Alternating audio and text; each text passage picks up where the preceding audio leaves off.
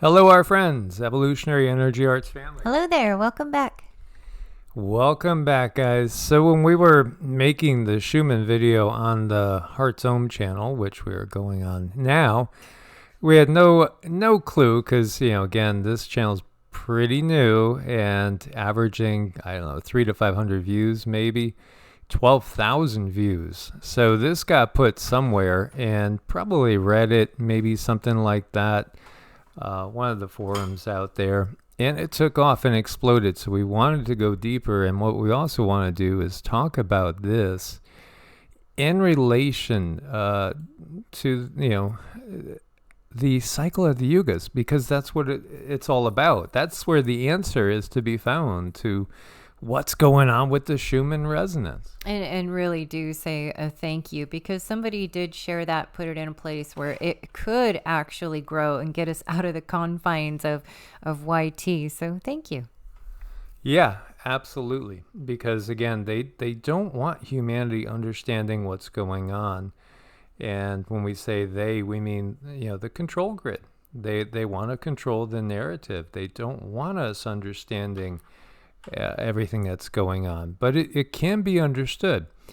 So this is from the Learning Mind, and it's talking about, exactly what is the Schumann resonance?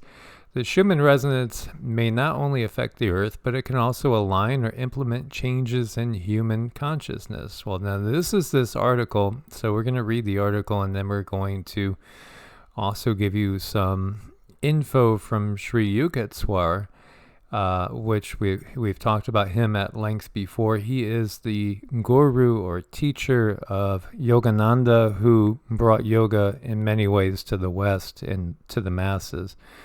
So the Schumann resonance may not only affect the Earth, but it can also align or implement changes in human consciousness. The Schumann resonance, it's called the heartbeat of Mother Earth by some, and the Earth's vibration, the Earth's frequency by others. It's actually a frequency. It's a measurement of, and it has been, 7.83 hertz, or the electromagnetic frequency of our planet to be exact. The energy can increase or decrease at times, and many think it affects our consciousness. Is this true? Well, let's take a look at the facts that we know. So understanding the Schumann resonance, it starts with electrical storms. These are more than just spectacles and frightening events. An electrical storm generates lightning, which creates electromagnetic energy. This energy, circling as a wave between the ionosphere and the Earth, bumps into itself, amplifying frequencies and turning them into resonant waves. The discovery of these resonant waves was made back in 1952 by W.O. Schumann. There you go. There you go, W.O. Schumann, here it is. A German physicist, hence this is why we call it the Schumann resonance. Again, most things in science are named after those that first made note of them and revealed something to us. In simpler terms, we don't live on the Earth, we live inside the Earth in a cavity of sorts. The cavity is created by the connection of the surface of the Earth to the ionosphere that surrounds our planet. Everything within that area, namely energies and frequencies, can be influential to the Earth's inhabitants. Although its frequency can spike up or down, the Schumann resonance primarily levels off at this same measurement until recently. Lately, frequencies have been lingering around 8.5 hertz and even as high as 16 hertz. Even at the stable measurement of 7.83 hertz, the Schumann resonance is thought to have a great effect on humans and animals. We surmise that these spikes in frequency can have an even greater effect, wouldn't you say? There are factors that cause the fluctuation of the Schumann resonance. Influencers such as seasonal changes, solar flares, electronic interference can alter the frequency at any given time. The recent increase in average frequency could also be the result of an increase in human activity, maybe even an increase in human brainwave activity. Now, studies show that this phenomenon may indeed affect human consciousness. As mentioned before, solar flares may contribute to spikes in frequencies as well. The recent increase in measurements may not only be a result of an increase in human brain activity or disruption, but also can be the cause of altered brain activity. We already know increases in the electromagnetic frequencies do affect satellites and power grids, so is it possible that we are being influenced as well? Because basically it's a connection we've yet to fully understand. However, signs do point to yes. And then we talk about Vyacheslav Krylov, the Russian Academy of Sciences. Krylov suggests that the Schumann resonance may not only affect telecommunication services, but also can affect melatonin, influencing biological functions. Now, this is good because, again, melatonin, serotonin, where are they produced? The pineal gland. Hello. I know. And, maybe this explains, for me anyway, whenever really weird things happen on the Schumann, I don't sleep. I'm a wreck. I'm a mess. I'm processing. I'm purging. And, just things have to come up and they have to come out. And if you don't process certain traumas when they happen at the time, well, they're going to find a time and a place to come out. And it's never, ever convenient. So I think in life, it's better to take things as they come and just take the time to process them in the now. So when the Schumann does change, hopefully you'll be one of those people who are more on a high and they're feeling really good instead of purging. Not only does melatonin regulate sleeping patterns, but it also regulates blood pressure and reproduction too. Interesting, huh? Some of the worst influences could even be cancer or neurological diseases which lead to death. But they're always trying to put that fear out. How about the positive side of this going up? And really, okay, so if it is affecting melatonin, serotonin production, then if it's increasing, is it increasing our pineal's ability to function? Oh, yes. We will say that. Absolutely, it's affecting this. This is part of why we are becoming more intuitive, more psychic. This is all part of the why we are changing consciously. Now, we are one with the planet. We are cells in the planet. The cell, the planet itself is a cell in something much, much bigger. Again, this is the as above, so below, as within, so without. Going back to the article, Krylov believes that human consciousness is affected simply because SR frequencies can occur in the same range as human brainwave frequencies, precisely where theta and alpha brainwaves intersect. And after all, everything we do is done within this area of electromagnetic influence. The tuned oscillator example. The Schumann resonance may be better understood when examining matching vibrations. When a system of oscillators is tuned, one oscillator will affect the other. This is when, Cindy's doing her tuning forks, it's affecting people's chakras.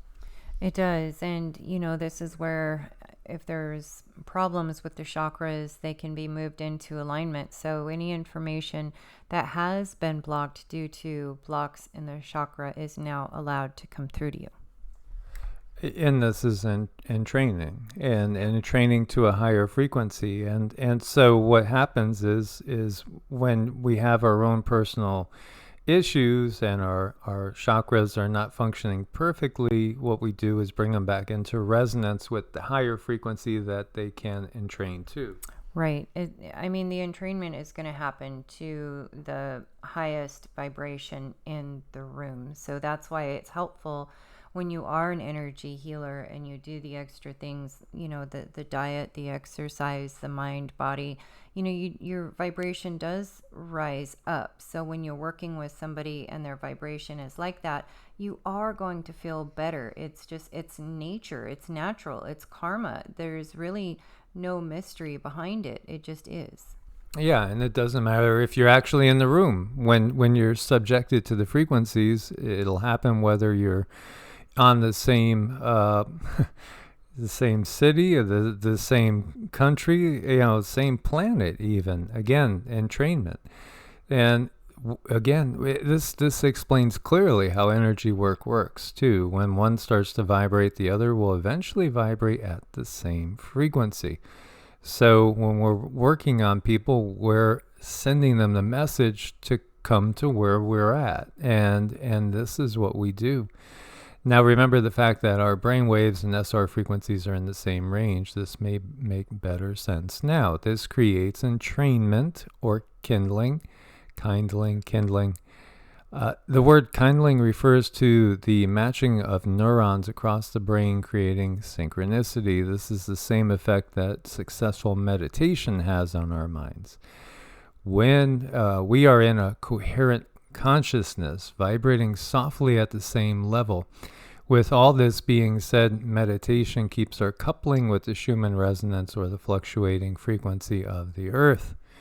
Ample anthropological evidence shows that humans have intuitively synchronized with planetary resonance throughout human history and back into the mists of time. Psychobiologist Richard Alan Miller. Many cultures implement vibrational techniques in the hopes of synchronizing with the frequencies of the Schumann resonance, or the heartbeat of Mother Earth. They believe that these frequencies can heal the body and mind as energies connect. Absolutely. Even in the ebb and flow of these energies, high blood pressure is reduced, depression is somehow alleviated. Some think synchronizing with these energies can lead us to enlightenment or awakening. It's true. With the ever-increasing frequencies of the Schumann resonance, we could be evolving into higher consciousness. Yes, absolutely. Again, the Earth is raising in frequency. She is ascending. It's up to us. Do we want to go with her? There is a split that will happen, and some will choose to stay where they have been, and others will rise up and out. And this is the whole reason why we have picked that as the picture of EEARTS. Again, this is understanding what's happened. Now we can see, like when we talk about what happened on September 11th, 2001, when you look at the Schumann, it was, basically predicting major events, and we could see the patterns. So somehow the Earth knows what's happening before it happens. And again, our brains are created in the way that we perceive time as linear, but it's not the reality of how things really are. And so it's part of our experience here on Earth. And again, when we're on Earth, it's as if we've been pushed into a room in many ways, blindfolded with earplugs in, and we have to kind of just feel our way. Because when we're outside of the body, everything is very, very different. And 3D, 4D are two sides to the same coin. It's when we're up into 5D and beyond that you can truly see a much more complete picture. Yet even in 4D, you see a much more complete picture than you do when you're in the body in 3D. And that's intentional because it is a heavy-duty learning experience. And yeah, the biggest lessons can be learned in the darkest of ages. It's just how it is.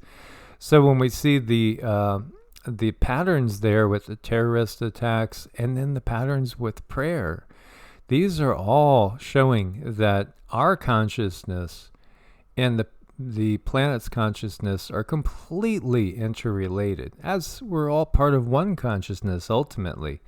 So Sri Yugaswar's reasoning behind the cycles of time, as we've talked about, you can't find a system, you can't find a major religion or spiritual system that hasn't been touched by the controllers.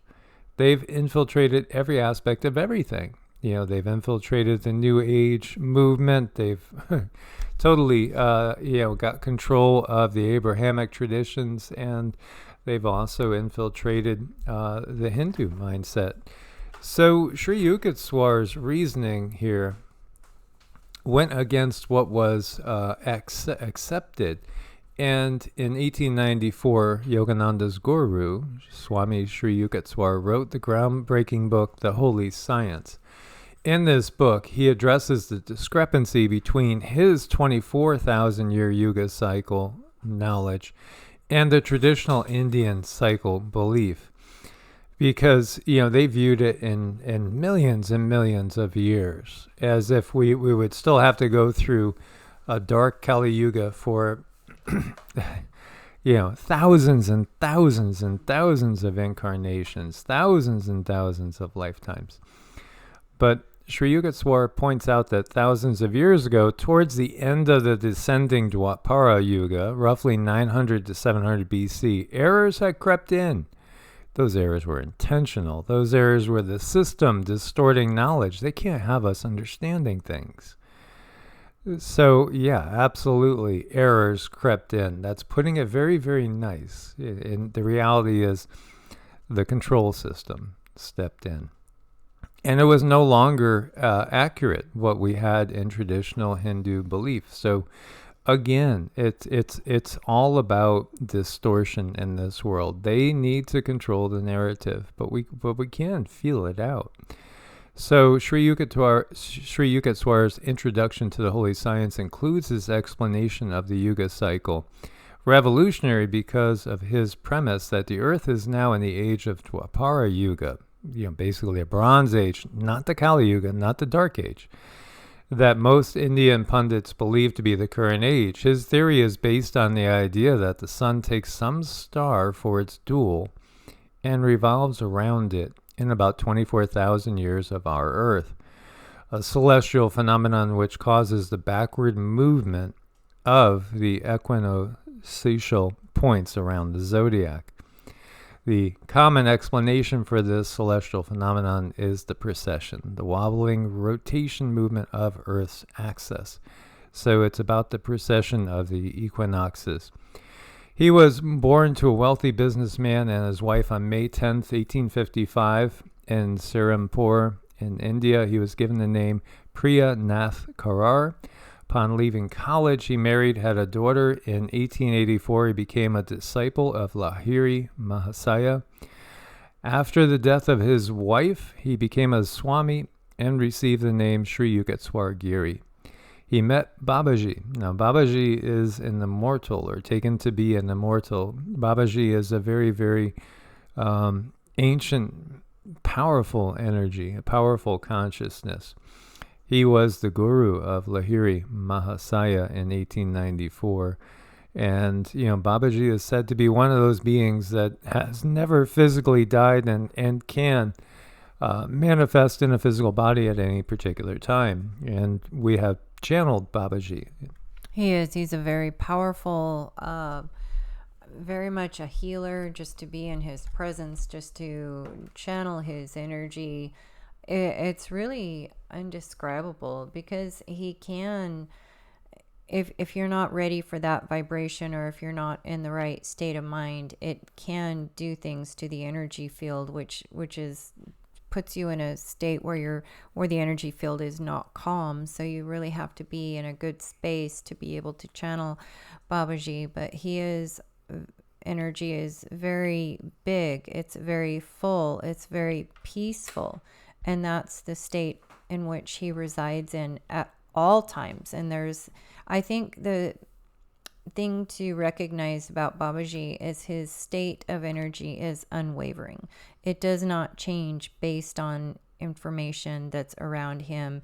It does not change based on information that he might take in. So unwavering is probably the best description I can give of Babaji. Very high, very unwavering.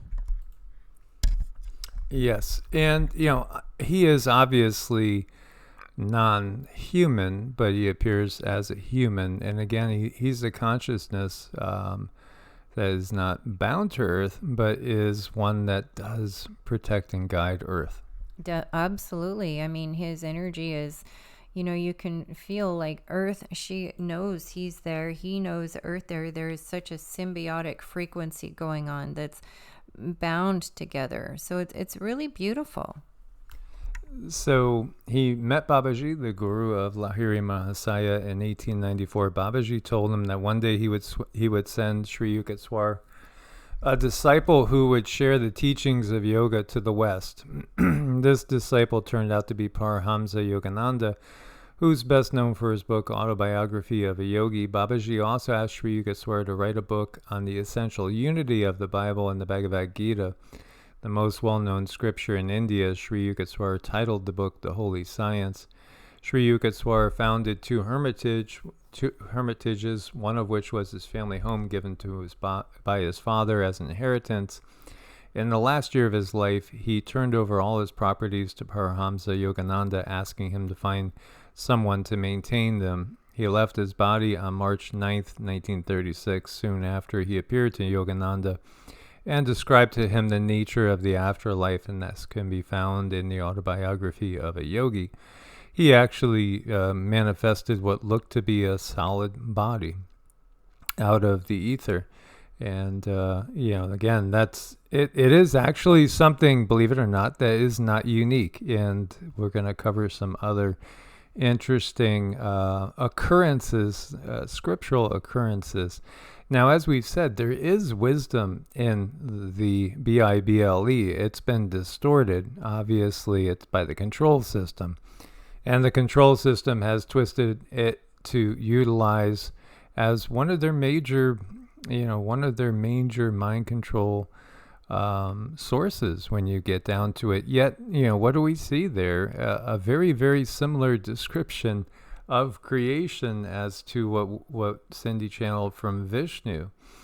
And not only that, but references to if you look close, you could see references to the destruction of Tiamat, and then also the recreation of Earth after that particular destruction.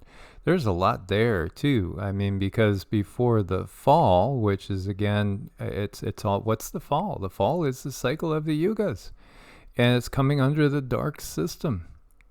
But it is the cycle of the Yugas. So when we are in the golden age, yes, we don't eat meat. We have no need to eat the heavier foods and things like that. And yeah, we can literally take the energy from the sun as we are much different beings than we are at this particular point in time. We are operating in much different vehicles. So, here is one way of looking at it, according to his book, The Holy Science. Last golden age, 12,500 to 6,700 BC, lasting 4,800 years. Last silver age, 6,700 to 3,100 BC, lasting 3,600 years. The bronze age, 3,100 to 700, 2,400 years. And then the two Kali Yugas of each 1,200 years, basically spanning 700 BC to 1600 CE. And then we're back into the Bronze Age and going on up the cycle.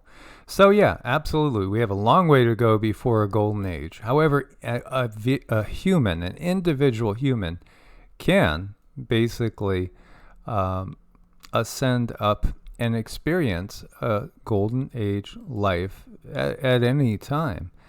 And he also spoke about looking at it like a sine wave, and this is like a sine wave. And when we take multiple sine waves, take two sine waves, put them together, and you're going to have a DNA spiral. Again, this is all part of the pattern of how things truly operate. So you can see it comes on down, and then we go back up. So we are on that ascending path. We do have a long way to go, but we are moving out of the darkness. Now, the great year of Plato and science and Sri Yugaswar's, theory, they're all pretty close. The precession of the equinoxes, science says, takes 25,920 years as we move through, again, this full cycle, the full different energies, because the sun is always moving. It's always on the move. And we go through different areas. Now, one of our guides, again, we have been able to maintain contact with several people that have given us interesting prophecies. And, one of them was Benissa Duono. And he had spoken of this galactic superwave. Peter Dunov is his other name. And this galactic superwave of energy is going to transform everything. At some point in time, boom, there's a splitting. There's a total separation of the energies. And those that have stayed organic will find themselves in a rebirthed earth, which is going to be very, very much like the Garden of Eden, even though we will still technically be in a Bronze Age compared to what we're used to. It's going to be just so much more magnificent.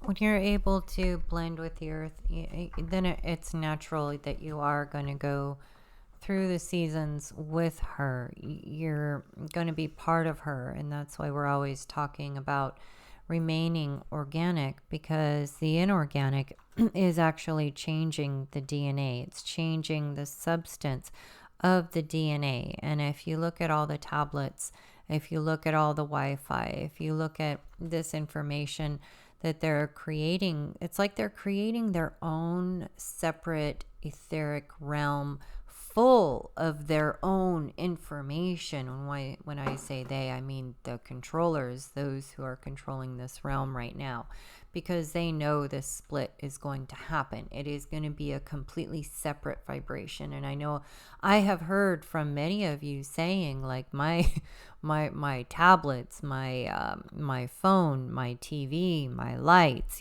everything is just not behaving rationally in my house. And I believe strongly that those who are working on their energy bodies, working on their energy fields, there's going to be more and more of a disruption. And you may have to find ways around it. But ultimately, the separation is going to happen. It has to happen. And it's just a natural thing that's going to happen. And when you remain organic, well, you're going to go with the source, the one energy source of all when you remain organic. And I mean, maybe some people want to be all tied up in the technology. That's up to them. That's completely up to them. That's their path. We feel like maybe we feel, oh, we need to save them. But if it's their path, then how are you saving them? It's what they choose. I choose to be organic because I want to experience the love and the emotion that comes from source. I mean, that all-encompassing love where there is nothing but that. And that's the most beautiful healing feeling that anyone could ever experience, and say you can step into that vibration and just be and exist and know there is no time. Once you reach that state, there's no time. Things just are. And you do understand the love of source, and therefore everything else that's in your life will fall into place, and you'll have a great understanding of, oh, wow, that's why those things had to happen to me, even though they really sucked and they really hurt and I did not like them at all. But I understand why they happen now, because here I am sitting with source. So that's what we have to look forward to. Absolutely. So, this is the time period we're in. We're closing in on that big galactic superwave that he spoke of. Back in the 40s. It absolutely. And everything will be changed. And this is again that little reference, lo, I will tell you a secret from the Bible, we shall not all die, but we will all be changed. This is again another one of those hidden mysteries. So we can see it's all about timing. And now is a time of amazing change. Hope you guys got something from this. Please do leave comments, and thank you for sharing this information. The more we can share this, the more we can wake up the masses and create that paradigm shift. Source bless and namaste. Namaste.